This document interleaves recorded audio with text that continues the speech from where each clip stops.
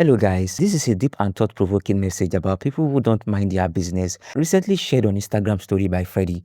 Freddie resonated with a video of media personality Dazo, who said there are certain things people should stop asking others because those things are in their businesses. Stop asking certain questions. Some things are not just your business. She's pregnant and now she has no baby. Don't ask. The ring is no longer on her finger. Don't ask. He used to take the staff bus every morning. Now he doesn't anymore. Don't ask. She was living in the city. Now she's back home. Don't ask. He was in the university. Now he's back home. Don't ask.